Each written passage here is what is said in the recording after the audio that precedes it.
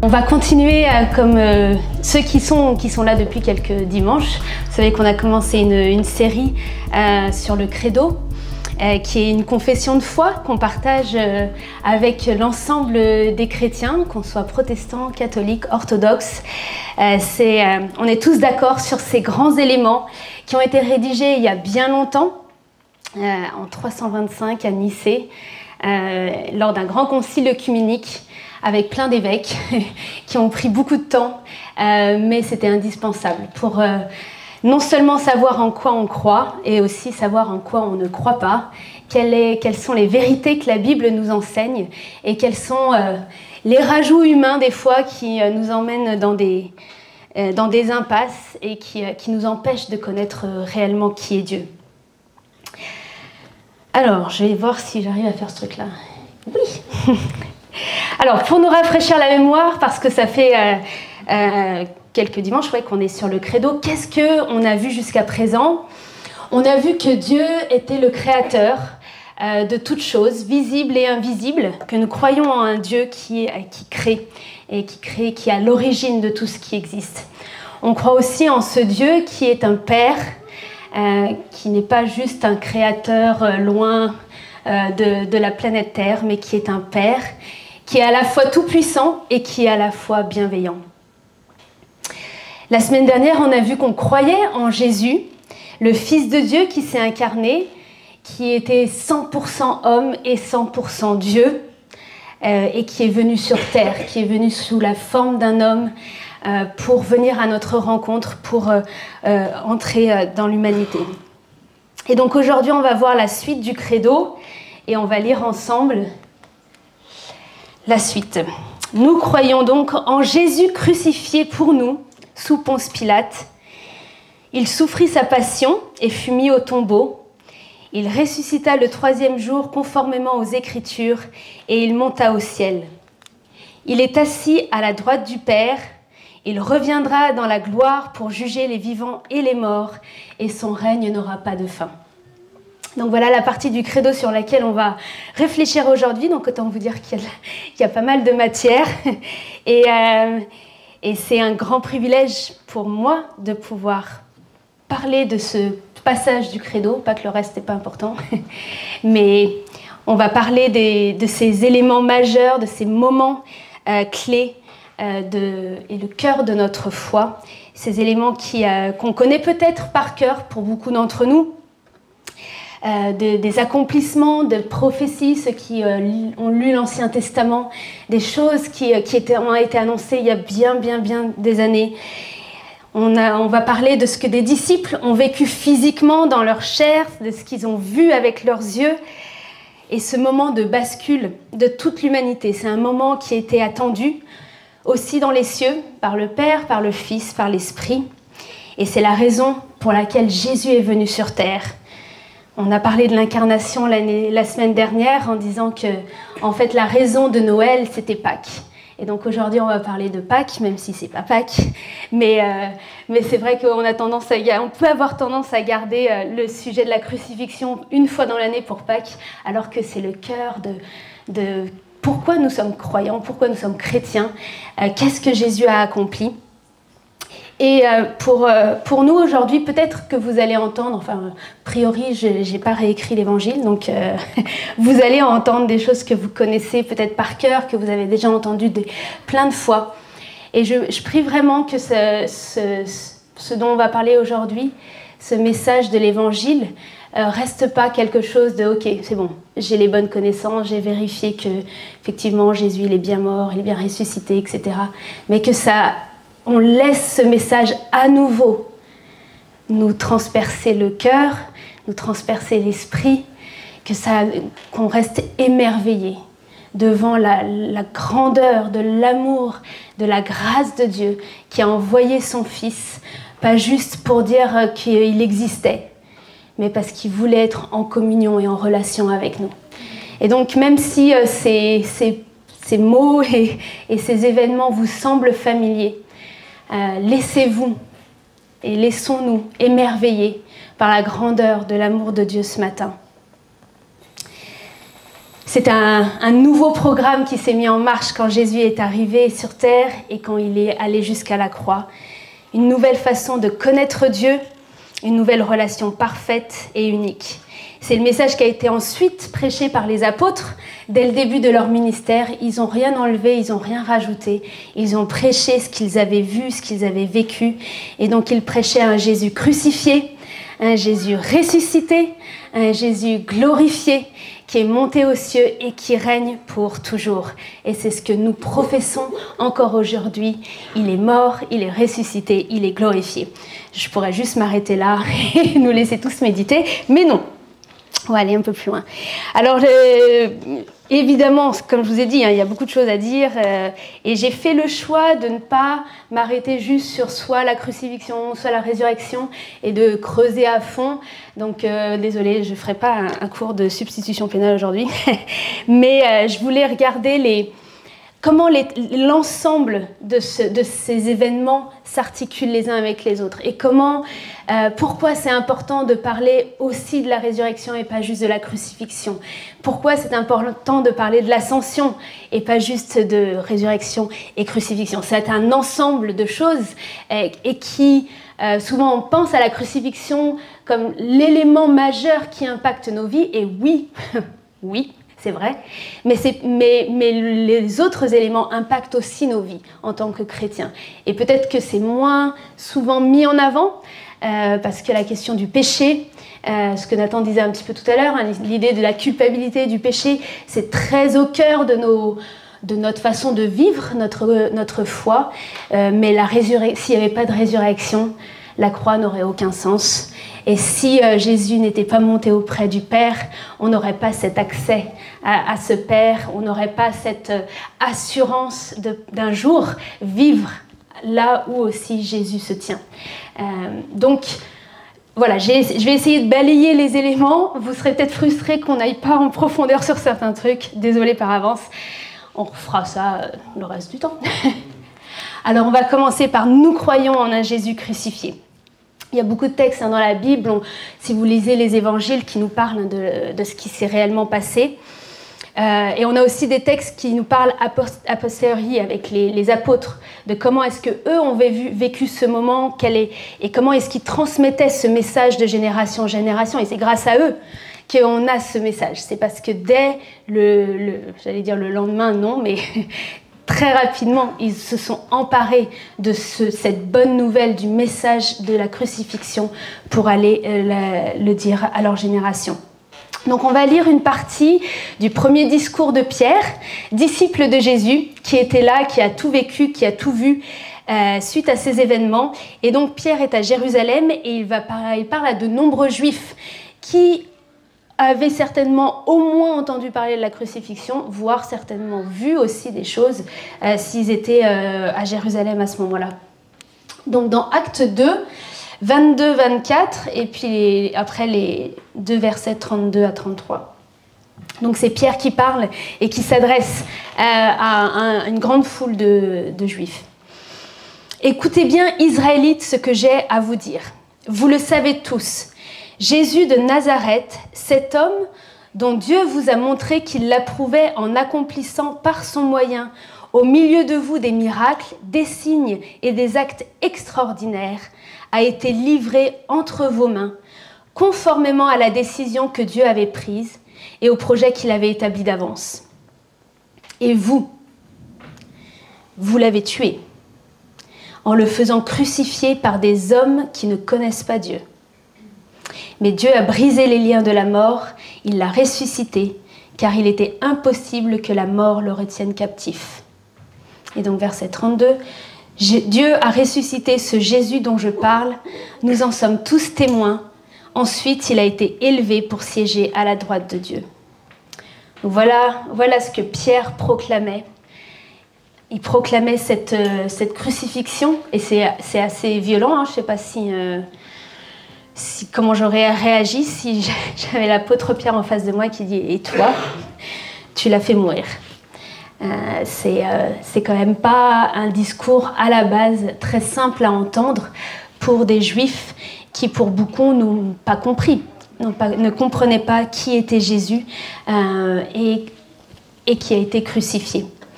Et son message est clair.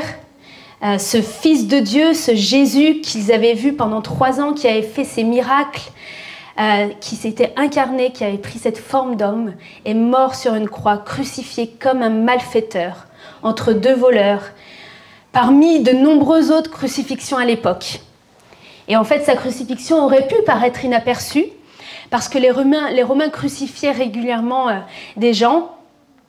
C'était une façon humiliante, dégradante de faire mourir quelqu'un. D'ailleurs, si vous étiez un citoyen romain, vous ne pouviez pas mourir normalement. Vous ne pouviez pas mourir par crucifixion parce que c'était réservé aux esclaves, c'était réservé à une tranche de la population qui n'était pas assez digne de bien mourir. Et en fait, c'est comme ça que Jésus a été crucifié. Et pourtant, parmi toutes les crucifixions qui ont eu lieu à cette époque-là, quand Jésus est mort, il y en avait 2 autres autour de lui, et il y en a eu plein d'autres. Les Romains sont assez connus à cette époque-là pour être assez sanguinaires et verser du sang, et du sang innocent. Et pourtant, la mort de Jésus reste un moment qui a marqué l'histoire. Jusqu'à présent, on en parle encore maintenant. On en porte des pendentifs. Pourquoi cette mort est restée un fondement de notre humanité? Pourquoi, parmi toutes les crucifixions qu'il y avait, celle-là est restée dans les annales et qu'on en parle encore aujourd'hui, que ça change encore des vies? Parce que Jésus, évidemment, n'était pas un homme comme les autres et que sa mort n'était pas une mort comme les autres. Et d'ailleurs, Pierre le dit dans son texte, Jésus de Nazareth, cet homme dont Dieu lui-même, le grand Yahvé, là il parle à des Juifs, donc pour eux ça avait un sens de se dire c'est Dieu qui l'approuvait, en accomplissant par son moyen au milieu de vous des miracles. Et donc comme on l'a vu la semaine dernière, Jésus était 100% homme, 100% Dieu, et bien qu'étant homme, il n'a jamais commis de péché. Il était parfait, sans faute. Il a été tenté, comme nous, comme tous les êtres humains, à faire des choses répréhensibles, à aller contre la volonté de Dieu, et il n'a jamais succombé à aucune tentation. Mais il a été tué, comme s'il était le pire des pécheurs. Il a été cloué sur une croix, comme s'il était un voleur, un meurtrier, ou autre chose encore. Alors pourquoi Jésus est-il mort? Pourquoi sa mort qui nous semble complètement insensée? Si aujourd'hui on mettait à mort quelqu'un qui en plus, on savait tous, n'avait rien fait de mal, autant vous dire que il y aurait des grèves dans la rue, et à juste titre, on ne condamne pas quelqu'un qui n'a rien fait. Et sous-jacente à la mort du Christ, c'est la question du péché en fait, que je viens de rapidement de mentionner. Et chrétien ou non, on n'aime pas trop parler du péché. C'est pas un sujet qu'on évoque régulièrement, ou quand on l'évoque, on se dit vite « ouf, je suis pardonnée ». Parce que c'est pas très agréable de parler de nos fautes et de nos erreurs. D'ailleurs, on le voit chez les enfants. Je travaillais pas mal avec des enfants. Et quand il y a un problème entre deux, tout de suite, l'un des premiers réflexes, c'est pas moi, c'est lui. C'est pas ma faute, c'est l'autre qui a commencé. Et quand l'enfant est pris sur le fait, et que là, il peut pas blâmer un autre, il va démultiplier ses arguments pour essayer de dire que finalement, il y avait une bonne raison pour qu'il fasse ce qu'il a fait, que c'était pas vraiment une faute, et qu'il faut qu'on le comprenne, et que c'était justifié au final, la façon par rapport à ce qu'il a fait. Donc notre instinct d'être humain cherche à se dédouaner en permanence, à dire que c'est pas si grave que ça, que c'est pas nous, c'est l'autre qui est fautif. On essaye de soit cacher, soit de justifier, et on a du mal à prendre nos responsabilités par rapport à nos torts, sans essayer de les amoindrir, sans essayer de contourner un peu les faits, et de dire, oui, je fais des erreurs, je pêche. Rien que de le dire, des fois, ça peut nous donner des boutons. Et de dire qu'on n'a pas toujours les bonnes motivations en nous, qu'on peut essayer de rejeter le blâme sur quelqu'un d'autre. Et en fait, le mot « péché », qui nous semble des fois un peu énorme, représente tout ça. Représente cette attitude de se dire « c'est pas moi, c'est l'autre, c'est pas si grave, c'est c'est une chose parmi tant d'autres, ça arrive. Et on a peut-être entendu le mot péché dans des contextes religieux et effectivement, ça peut nous rappeler des mauvaises images. On se sent pointé du doigt par la culpabilité, par l'interdiction de faire ci, de faire ça. C'est souvent l'image qu'on peut avoir quand on entend ce mot-là. Et c'est vrai que le mot péché a souvent été associé avec du moralisme, du légalisme.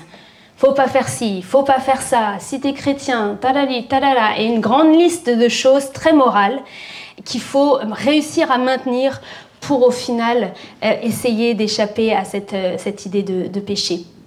Et en fait, le problème de cette façon de voir les choses, c'est que souvent ça a poussé beaucoup d'entre nous à prendre cette idée de péché, de culpabilité avec laquelle on n'est pas à l'aise. On a mis Jésus avec, toute l'histoire de la croix, tout ça c'est un beau paquet. Et on a juste essayé de mettre ça de côté. Et on oublie de se dire, alors attends, essayons quand même de comprendre pourquoi sa mort, pourquoi Jésus, et c'était un tournant profond dans l'humanité. On rassemble tout dans un seul paquet et on essaye de mettre tout ça à la poubelle. Et pourtant, si on est honnête avec nous-mêmes et qu'on regarde au fond de nous, on sait qu'on n'est pas des êtres sans faute. On sait que nos motivations sont parfois égoïstes, qu'on peut faire preuve d'orgueil. On n'a pas besoin des autres pour pointer du doigt ce qui ne va pas chez nous en général. À moins d'être complètement pas honnête avec nous, justement, avec nous-mêmes. Personne ne nie qu'il y a des erreurs sur cette terre, que nous-mêmes sommes pécheurs. Si on ne le dit pas à haute voix, en tout cas à l'intérieur de nous, si on est honnête, on ne peut pas le cacher. Et alors pour ne plus avoir à réfléchir à tout ça, parce que c'est embarrassant, on a relégué cette histoire de péché un peu comme dans une armoire, on a essayé de fermer la clé, de perdre la clé, et comme ça, on vit notre vie, et ce truc-là, qui nous embête, c'est un peu sur le côté. Et donc au final, on a des fois deux réactions par rapport à cette histoire de péché. Soit ça, c'est tellement moralisateur, c'est tellement légaliste qu'on essaie d'oublier et de le mettre dans un coin. Ou alors, on peut devenir très laxiste et de dire « Oh, un peu comme les enfants, c'est pas si grave. Il y a bien des justifications. On peut expliquer pourquoi est-ce qu'on fait mal au final. » Et on relativise énormément. Et ces deux perspectives, en fait, nous empêchent de trouver la vraie solution par rapport au péché. Notre vision, elle est complètement focalisée sur nous, sur ce que je fais de bien, de mal. Je compte ce que je peux faire ou pas. Et au final, ces perspectives ne nous offrent aucun espoir pour l'être humain. Mais il y a un autre regard qui est proposé dans la Bible, qui ne met pas justement le péché ni dans un coin pour ne plus le voir, ni qui le relativise, mais c'est le regard de Dieu le regard que Dieu porte sur nous et sur notre péché. Alors on va lire un texte qui se trouve dans Romains 5, 8, et qui dit ceci: « Mais voici comment Dieu nous montre l'amour qu'il a pour nous. Alors que nous étions encore pécheurs, le mot est bien là, Christ est mort pour nous. » Et j'aimerais qu'on regarde à ce verset pour voir qu'est-ce que Paul dit à propos du péché et aussi de nous-mêmes. Mais voici comment Dieu nous montre son amour envers nous. La première chose que se dit ce verset, c'est que Dieu nous aime. Il ne nous dit pas d'abord qu'on est pécheur, il nous dit d'abord que Dieu nous aime. Dieu aime l'être humain. Et parfois, c'est peut-être dur à comprendre pour nous et l'accepter pour un tas de raisons, mais la base de l'évangile, la base de ce que Dieu a voulu transmettre par Jésus, la base de cette mort sur la croix, de la résurrection, de l'ascension, tout ça, la base, c'est pas notre état de pécheur en premier, c'est l'amour de Dieu pour nous. Et la pensée moralisatrice, légaliste qu'on peut avoir du péché, qui comptabilise nos bons points et nos mauvais points devant Dieu, ne laisse pas de place à l'amour de Dieu. Elle ne regarde qu'à nos actions, si elles sont bonnes ou si elles sont mauvaises. Tout est au sujet de ce qu'on fait et pas de la relation qu'on peut avoir avec Dieu. Or, la base de l'évangile, encore une fois, c'est cette relation d'amour entre Dieu et sa création, que lui a désiré avant même que nous, on la veuille. Il n'y a pas évidemment que l'amour dans toute cette histoire, mais c'est l'élément majeur qui a conduit Dieu à envoyer Jésus sur terre. Et nous, les êtres humains, dans notre volonté de mesurer ce qui est bien et ce qui est mal, qui aura des récompenses, qui n'en aura pas, on passe parfois à côté de cet élément principal. Dieu est amour. Dieu est amour et il nous aime, quoi qu'on ait fait, qui que nous soyons, du plus petit au plus grand, du plus grand péché que vous puissiez imaginer jusqu'au plus petit qui nous semble complètement anodin. Son amour est la base, son amour est inchangeable, son amour est inconditionnel, son amour est pour vous et pour moi. C'est la première chose que Paul dit dans ce verset-là. Et ensuite, il nous dit que nous sommes pécheurs. Et la Bible ne dit pas le contraire. Elle ne met pas le péché dans une armoire fermée à clé pour que plus personne n'en parle. Nous le sommes. La Bible parle de ce péché, elle évoque les fautes que nous commettons.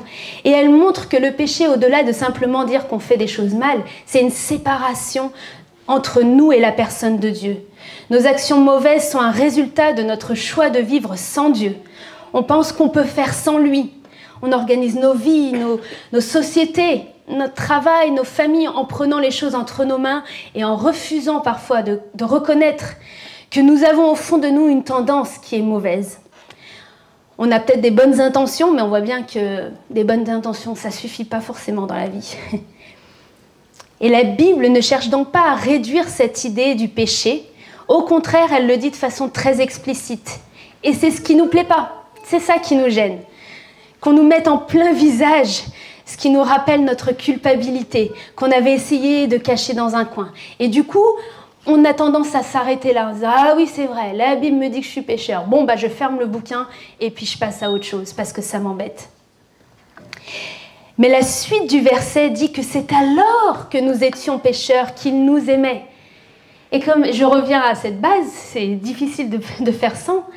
L'amour de Dieu n'est pas « Oh, ils sont pécheurs, bon, bah, je vais trouver une solution, et donc, comme ils seront moins mauvais, je vais les aimer. » Ça ne marche pas dans cet ordre-là. C'est Dieu nous aime. Dieu nous aime. Et parce qu'il nous aime, alors qu'on est encore dans notre péché, il trouve une solution pour rétablir cette relation avec nous. Souvent, avec cette idée de moralisme, on se dit, bah, si je fais bien, Dieu m'aime. Si je fais attention de ne pas faire des trop gros péchés, je vais peut-être avoir sa bénédiction. Et on rajoute et si, et si, et si, et si. Alors que Dieu nous aime.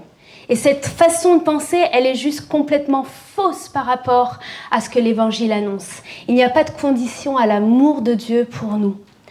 Et il n'y a pas ni de bons ou moins bons péchés qui pourraient nous faire, qu'on pourrait avoir plus d'amour et de grâce de la part de Dieu. Alors que nous étions pécheurs, alors que nous étions en train de commettre des fautes, alors qu'on est dans nos pensées égoïstes et dans notre orgueil et tout ce qu'on peut mettre, tout ce que vous pouvez imaginer sur votre propre vie, avec tout ça, Dieu nous voit et nous dit « Je t'aime ». Un amour qui dépasse notre raison humaine, qui dépasse nos critères de ce qui est aimable, pas aimable. Dieu n'a pas de case pour des gens qu'il n'aime pas. Il nous aime tous sans exception. Et peut-être que c'est difficile pour nous d'imaginer ces choses-là parce qu'on est bien faible dans notre amour généralement. La vérité, c'est sûrement ça. C'est que nous, on a des cases. Et c'est un autre message, mais Dieu nous appelle à élargir et à éliminer cette case. Parce que l'amour de Dieu nous conduit à aimer comme lui a aimé. Et cet amour-là, il est avant toute chose. Il existe avant toute chose. Et c'est la beauté inimaginable de la venue de Jésus. C'est cet amour de Dieu manifesté pour nous, pour chacun, de façon réelle, tangible. Si quelqu'un vous demande une preuve de l'amour de Dieu pour l'humanité, la croix l'est. Qui fait ça ? Qui donne ce qu'il a de plus cher et de meilleur pour des gens qui pêchent, et sa raison, c'est parce qu'il les aime.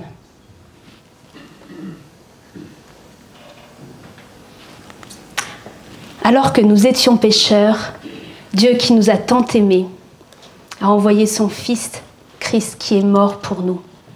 Un autre texte précise dans 1 Corinthiens 15, Christ est mort pour nos péchés. Il est mort pour nous. Nos péchés nous séparent d'un Dieu qui est pur, qui est saint. Notre culpabilité, nos fautes, nos erreurs.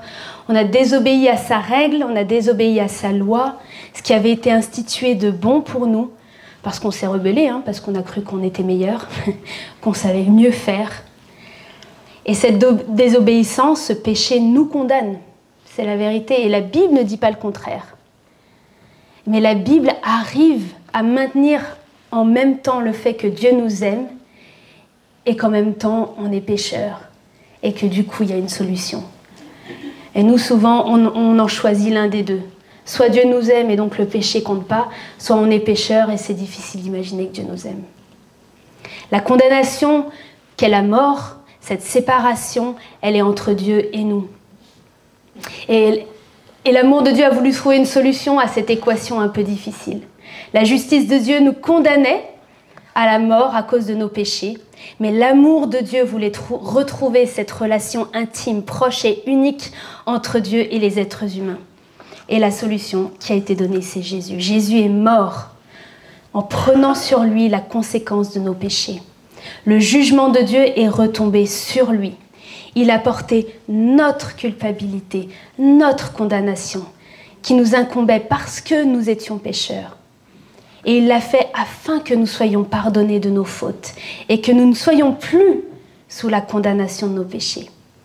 Il a connu cette mort cruelle et injuste car il était sans faute et sans péché pour que nous puissions connaître l'amour de Dieu et être proches de lui.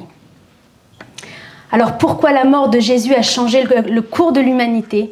Parce qu'une fois et pour toujours, l'être humain peut dire que grâce à l'œuvre de Jésus, ses fautes ne le condamnent plus et il peut connaître réellement Dieu. Et c'est la première partie de cette immense bonne nouvelle. Pour toujours, pour tous ceux qui l'acceptent, nous avons le pardon de nos péchés. Nous sommes graciés par un amour si profond et si grand de Dieu qui a envoyé son Fils unique. Mais cette bonne nouvelle ne s'arrête pas uniquement là. Nous croyons aussi en un Jésus qui est ressuscité. Amen, alléluia. En effet, on est gracié, on est pardonné. Mais le plan de Dieu pour l'être humain va bien au-delà de simplement dire « c'est bon, vous n'êtes plus sous la condamnation ». C'est une bonne chose, merci Seigneur pour ça, parce que sinon c'était la mort. Mais il y a plus que ça. Nous croyons en un Jésus qui est ressuscité et on lit dans 1 Corinthiens 15 « Christ est mort pour nos péchés, conformément aux Écritures, il a été mis au tombeau et il est ressuscité le 3e jour, comme l'avaient annoncé les Écritures. » Ça avait été annoncé et Christ est vraiment vivant, il est vraiment ressuscité. C'est la puissance de Dieu, le Père, qui l'a ramené de la mort à la vie. C'est une résurrection de tout son être. Certains pourraient dire « Ah, c'est peut-être son esprit qui s'est réveillé. Ah, peut-être qu'il n'était pas vraiment mort. Je ne vois pas comment c'est possible, mais soit. » Non, il est vraiment ressuscité. Son corps physique est revenu à la vie. Et lorsque Christ a pris la forme humaine en venant sur terre, il a vécu dans ce monde où le péché était agissant. Il a vécu dans ce monde où la relation entre Dieu et les hommes était brisée et tordue à cause du péché. Et lui qui était complètement homme et complètement Dieu, il a dû connaître, il a dû sentir cette réalité de la séparation entre Dieu et les hommes de façon encore plus forte que nous, parce qu'il connaissait cette communion parfaite avec son Père. Et alors qu'il meurt pour nous à notre place, il prend sur lui les conséquences de notre péché. Le jugement de Dieu tombe sur lui. Et à la croix, on voit l'horreur de la condamnation qui pesait sur nous et que Jésus a prise. Mais il était aussi complètement Dieu, sans péché, parfaitement pur. Et c'est pourquoi, lorsqu'il meurt, on a l'impression que le mal, les forces spirituelles mauvaises du mal ont gagné, parce qu'un innocent meurt.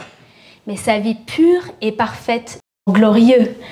On le dit avec des simples mots, mais la puissance de la vie de Dieu à balayer, à éradiquer la puissance de la mort. Donc la résurrection est un triomphe sur les puissances du mal et ultimement sur la mort. Le Fils de Dieu est vivant. Et on peut aussi penser que la résurrection contient plus que ça. Si on continuait à lire le 1 Corinthiens 15, je vous invite à lire tout le chapitre qui est vraiment un chapitre dédié à la résurrection. On voit que Paul pousse ses lecteurs à se poser la question de la nécessité de la résurrection. Si Christ, c'est Paul qui parle, si Christ n'est pas ressuscité, notre prédication n'a plus de contenu et votre foi est sans objet. Si Christ n'est pas ressuscité, votre foi est une illusion et vous êtes encore sous le poids de vos péchés. Et on peut se poser la question, ah bon, je pensais que le poids de mes péchés avait été réglé à la croix. En quoi la résurrection impacte ma vie ? Et on revient à cette idée de cette volonté première de Dieu que l'être humain le connaisse. Et encore une fois, c'est son amour qui est à la base de toute l'histoire. Son amour pour nous qui met Dieu en marche. Le péché, dans son amour, Dieu veut que nous le connaissions. Et le péché a fait cette séparation, a créé cette barrière. Mais être pardonné de nos péchés à la croix ne signifie pas d'emblée qu'on se retrouve à nouveau en relation avec Dieu. Ça efface une condamnation, certes, et la mort du Christ retire tout pouvoir au péché. Mais dans la résurrection du Christ, il y a un pas de plus que Dieu fait envers nous. La résurrection est une manifestation de la puissance de Dieu qui nous donne une vie nouvelle, qui crée de nouveau. La vie triomphe de la mort et d'une certaine façon finalise, complète l'acte de la rédemption. Nous ne sommes pas juste pardonnés, on reçoit une vie nouvelle, où le péché n'a plus de pouvoir sur nous. Et ça, c'est aussi merveilleux que de se savoir pardonner. Parce que se savoir pardonner, mais si à chaque fois, on avait ce côté, on reste sous le poids du péché, on vivrait pas. On vivrait sans arrêt sous la peur de la condamnation. Alors que la résurrection nous assure que nous passons dans une vie nouvelle, dans une nouvelle création. Nous sommes rendus justes par la crucifixion, parce que notre péché est effacé. Par la résurrection, nous sommes réintégrés dans la relation avec Dieu.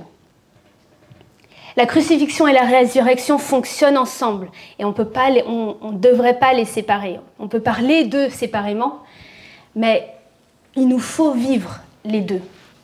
La résurrection nous fait entrer dans une vie nouvelle que Dieu notre Père a pour nous. Et Jésus est le premier à avoir connu cette vie nouvelle. Il nous permet à sa suite d'être justifiés et de la connaître. Par sa résurrection, il inaugure cette voie. Il inaugure cette venue du royaume de Dieu, qui commence à se manifester et qui se manifeste maintenant, continue à grandir, pas complètement instauré sur terre. Voilà, c'est encore autre chose. On connaît ce verset dans 2 Corinthiens 5, 17. Ainsi, si quelqu'un est uni à Christ, donc par la foi, qu'on place en lui, si quelqu'un est uni à Christ, il appartient à une nouvelle création. Les choses anciennes sont passées, voici les choses nouvelles sont venues. Il appartient à une nouvelle création. On ne change pas de planète. On ne va pas sur Mars parce que tout d'un coup, on fait partie d'une nouvelle création. La nouvelle création, elle est là maintenant. Ce n'est pas un autre lieu physique. Et ce n'est pas juste une question de dire je suis pardonné et donc d'une certaine façon, on peut parler de façon métaphorique, ma vie est neuve. Il y a de ça, c'est vrai. Mais la nouvelle création dont il est question, c'est ce royaume de Dieu auquel on a un accès, qui nous permet d'avoir une relation proche et intime auprès du Père. C'est N.T. Wright qui dit que la résurrection de Jésus, c'est le début du nouveau projet de Dieu. Non pas pour retirer les gens de la terre pour aller au ciel, mais pour coloniser la terre avec la vie du ciel. Et c'est ce qu'on entend dans, par exemple, la prière du Notre Père, que ta volonté soit faite sur la terre comme elle est faite au ciel. C'est pas, allez hop, on va tous au ciel maintenant, c'est terminé. Non, c'est le ciel qui envahit la terre parce que nous formons cette nouvelle création qui nous a été donnée par la résurrection. C'est Jésus qui a ouvert cette porte, qui nous a ouvert cet accès. Et nous sommes des nouvelles créatures parce qu'on entre dans cette nouvelle création. Et donc tout l'enjeu de la vie chrétienne, une fois qu'on a accepté Jésus comme notre sauveur, c'est justement de vivre cette vie de ressuscité, cette vie de la nouvelle création. C'est pas d'essayer d'échapper au poids du péché parce qu'il n'a plus de poids sur nous. C'est de vivre pleinement cette vie du ressuscité. C'est pas une suite d'efforts pour ne pas tomber dans le péché, c'est une suite d'efforts pour embrasser ce nouveau statut que nous avons en Christ. Donc nous croyons en un Jésus qui est crucifié, qui est mort pour nos péchés, qui a pris cette condamnation pour que nous ne la payions pas. Nous croyons en un Jésus ressuscité qui ouvre un accès à cette nouvelle création, à ce royaume qui est déjà venu sur terre. Et nous croyons en un Jésus qui a été glorifié et qui règne pour toujours. Jésus est monté au ciel, là où il est encore maintenant assis à la droite du Père. Et Pierre le dit dans son texte, dans Acte 2, « Dieu a ressuscité ce Jésus dont je vous parle. Nous en sommes tous témoins. » Ça devait être incroyable de voir ça. Ensuite, il a été élevé pour siéger à la droite de Dieu. Donc les premiers disciples sont témoins de ce miracle, non seulement de la résurrection, mais aussi de ce moment où Jésus est parti pour rejoindre le Père. Il a dit que c'était important qu'il parte pour que le Saint-Esprit puisse être répandu sur la terre. Et le Saint-Esprit, ça sera la semaine prochaine. Mais l'ascension de Christ et surtout le fait qu'il siège à la droite de Dieu montre la gloire et la splendeur du Fils. La semaine dernière, on a lu dans Philippiens 2. On l'a lu pour parler de l'incarnation du Fils. Il s'est fait homme, il a quitté son trône de gloire, il a pris une forme humaine par obéissance pour nous sauver. Il était Dieu, il était homme dans sa personne. Et il a fait preuve de cette grande humilité, de descendre, de quitter ce royaume de gloire et de lumière. Et le texte de Philippiens le dit sur la fin. Ce qui s'est passé à la fin. C'est pourquoi Dieu l'a élevé à la plus haute place. Une fois qu'il a été crucifié, mais qu'il a été ressuscité. Dieu l'a élevé à la plus haute place et lui a donné le nom qui est au-dessus de tout nom. Pour qu'au nom de Jésus, tout être s'agenouille dans les cieux, sur la terre et jusque sous la terre, et que chacun déclare Jésus-Christ est Seigneur, à la gloire de Dieu le Père. L'ascension et la session, le fait d'être assis à la droite de Dieu sur ce trône, est ce moment où Dieu élève Jésus à la plus haute place. Il l'exalte, il le fait asseoir sur le même trône que lui. Lorsque le Fils est assis à la droite du Père, c'est pas qu'il prend la place du Père. Ils sont tous les deux à égalité. C'est une preuve encore que Jésus était réellement, et est réellement Dieu, était réellement le Fils de Dieu. Ils règnent ensemble. Et donc Jésus est intronisé, il est fait roi, au-dessus de tous les rois. Le Seigneur qui a été crucifié comme un malfaiteur, qui a connu le poids du péché de l'humanité, qui a été enterré dans une tombe, a été glorifié, exalté, élevé à la plus haute place. Donc quand nous nous réunissons, on n'entretient pas la mémoire d'un défunt, on ne va pas se recueillir sur sa tombe, mais on sert un Seigneur et un roi qui est vivant et qui règne pour toujours. Le fait qu'il soit assis indique qu'il est en fonction, qu'il a pris sa place et maintenant il règne. Il ne deviendra pas roi un jour, il l'est maintenant. Son royaume a commencé et on en fait partie. Ceux qui appartiennent à ce royaume et qui mettent leur confiance en lui entrent dans ce royaume. Le texte de Philippiens le mentionne bien, son règne est au-dessus de tout être. Ce que nous voyons comme pouvoir sur cette terre, toute chose visible mais aussi invisible, toute chose est soumise à Christ, le roi. Et que nous le reconnaissions ou pas, ça ne change pas ce fait qu'il est roi et qu'il règne. Jésus est aussi notre prêtre. Et très rapidement, parce que ça serait un gros sujet. Mais Romains 8, 34 nous dit que Christ est mort, bien plus, il est ressuscité, il est à la droite de Dieu et il intercède pour nous. Donc non seulement il règne, mais il a aussi ce rôle de prêtre. Un grand prêtre dans la culture juive, c'était la personne qui était chargée d'entrer dans le lieu très saint pour offrir, pour répandre le sang devant Dieu, afin que les péchés du peuple soient pardonnés. Il n'y avait que lui qui pouvait faire ça, c'était une fois par an, et c'était un moment très spécial. Les grands prêtres n'étaient pas choisis comme ça à la va-vite. Voilà, on ne va pas refaire toute l'histoire, mais c'était un rôle très très spécial. Et que Jésus a pris pour être ce médiateur, pour se présenter devant le Père. Jésus, par sa mort parfaite sur la croix, est devenu notre grand prêtre. C'est lui qui se place devant Dieu en notre faveur, parce que c'est son sang qui a coulé, c'est sa mort qui nous a sauvés. Et il intercède pour nous en notre faveur auprès de Dieu. Jésus prie pour toi et il prie pour moi. Et j'aimerais entendre ces prières. Comment est-ce que ce Jésus, ce grand roi de l'univers, prie pour chacun d'entre nous? Est-ce que vous pouvez vous imaginer un moment ce grand roi, ce Jésus qui règne, qui est assis sur le trône et qui se tourne vers son Père et qui dit notre nom, nos prénoms et qui prie pour nous. Et encore là, on voit la base de tout ça, c'est l'amour de Dieu pour nous.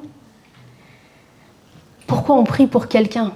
Parce qu'on veut son bien, parce qu'on l'aime, parce qu'on veut le meilleur. Jésus ne prie pas simplement parce que c'est sa tâche. Il prie parce qu'il nous aime et qu'il veut le meilleur pour nous. Il veut qu'on vive cette vie de nouvelle créature dans cette nouvelle création. Donc Jésus, dans son amour infini, se tourne vers le Père et prie pour nous. Et il reviendra dans la gloire pour juger les vivants et les morts, et son règne n'aura pas de fin. Et ça, c'est la dernière ligne de notre credo aujourd'hui. Un jour, Jésus reviendra. Ce Dieu d'amour et ce Dieu de justice. Comme il l'a annoncé sur la terre, ses disciples qui ont continué à l'annoncer et nous qui continuons aussi à annoncer. Jésus reviendra pour juger et pour régner pleinement. Alors, est-ce que nous croyons? Est-ce que nous croyons en un Jésus crucifié? Est-ce que nous croyons en un Jésus ressuscité, Est-ce que nous croyons en un Jésus glorifié et qui règne pour toujours? Est-ce qu'on peut l'affirmer avec tout ce qu'on est aujourd'hui? Est-ce que c'est ça notre croyance? Et si vous avez déjà fait cette prière, si vous êtes chrétien ici, ce qui est la majorité d'entre nous, c'est ça que vous professez. J'espère que vous êtes au courant. C'est ça que nous professons en tant que chrétiens. Et mon désir face à cette œuvre gigantesque que j'ai essayé de brosser rapidement ce matin, c'est qu'on puisse se laisser interpeller par ce que Dieu veut nous dire ce matin. Parce qu'on est appelé à vivre cette vie nouvelle en Christ, non plus condamné, mais pleinement vivant, comme cette nouvelle créature au sein d'une nouvelle création que Dieu a fait advenir. Nous sommes appelés à vivre cette proximité avec le Père parce que Jésus a ouvert cet accès. Nous sommes appelés à ne plus nous soumettre à ce moralisme et ce légalisme, cette condamnation, cette accusation que le diable essaye de nous susurrer régulièrement à l'oreille, mais simplement reconnaître que oui, nous avons un état pécheur, mais ce n'est pas ça qui nous définit. Nous sommes pardonnés. On est appelé à saisir toujours plus pleinement notre statut de nouvelle créature et de se souvenir que Jésus intercède pour nous et que par lui, nous avons cet accès auprès du Père.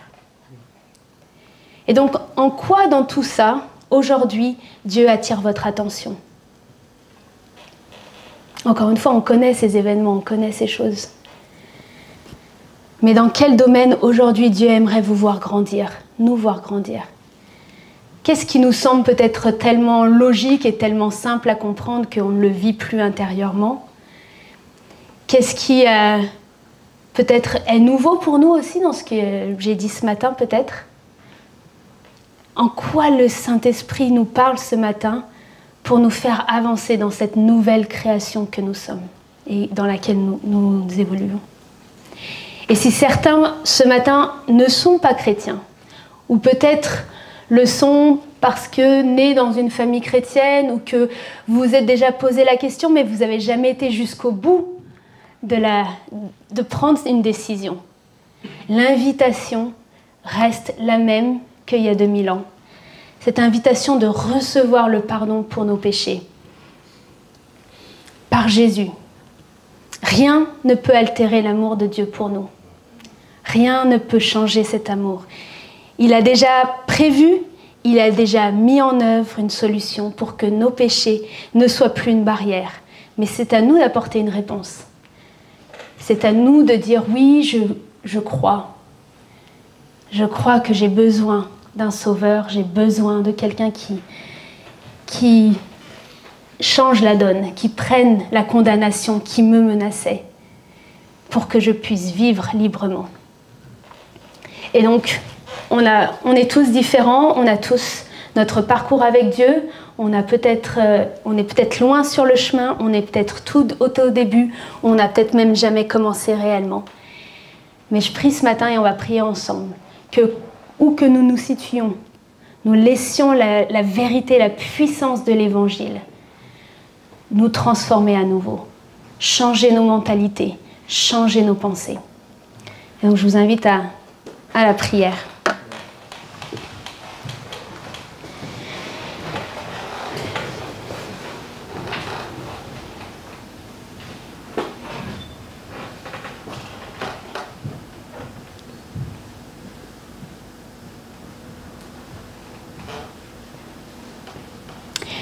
Seigneur, nous croyons